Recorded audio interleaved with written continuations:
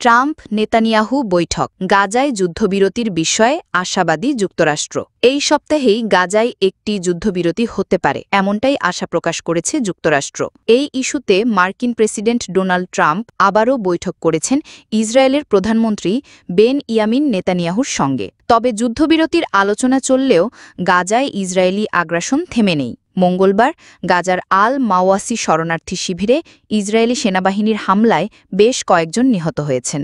হামলার মুখে গাজা সিটির জৈতুন হাসপাতালের কার্যক্রম পুরোপুরি বন্ধ করে দেওয়া হয়েছে। এদিন পশ্চিম তীরের সাইর গ্রামে ইসরায়েলি বসতি স্থাপনকারীদের সঙ্গে ফিলিস্তিনিদের সংঘর্ষ হয়। মুখোশমারি দখলদারদের লাঠিহাতও দেখা যায়, আর ফিলিস্তিনিরা পাল্টা ইটপাটকেল ছুঁড়ে প্রতিরোধ গড়ে তোলেন। ইসরায়েলি মানবাধিকার সংস্থাগুলো জানিয়েছে, হামাস ইসরায়েল যুদ্ধ শুরু হওয়ার পর থেকে পশ্চিম তীরে বসতি সম্প্রসারণ এবং সহিংসতা আশঙ্কাজনকভাবে বেড়েছে। এদিকে লেবাননের ট্রিপোলিতে ইসরায়েলি ড্রোন হামলায় মাহরান মোস্তফা বাজেউর নামের হামাস নেতা এবং আরও দুজন নিহত হয়েছেন বলে দাবি করেছে ইসরায়েল।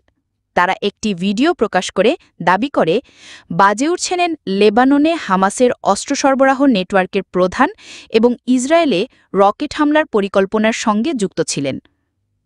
হোয়াইট হাউসে ট্রাম্প ও নেতানিয়াহুর মধ্যে গাজা ইস্যুতে সোমবারের বৈঠকের ২৪ ঘণ্টার মধ্যেই মঙ্গলবার দ্বিতীয় দফায় আলোচনা হয়।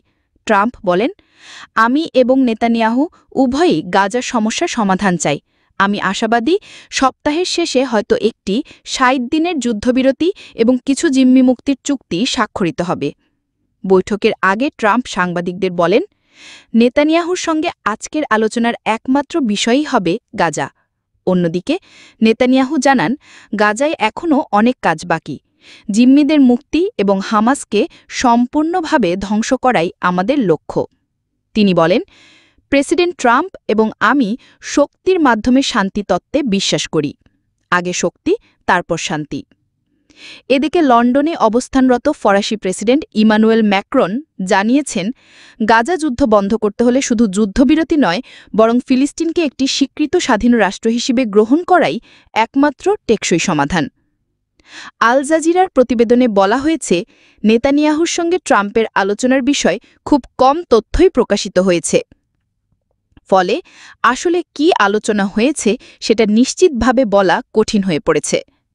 তবে মধ্যপ্রাচ্য বিষয়ক ট্রাম্পের বিশেষ দূত স্টিভ উইটকফ ইঙ্গিত দিয়েছেন, গাজায় যুদ্ধবিরতির বিষয়ে একটি চুক্তি প্রায় সম্পন্ন।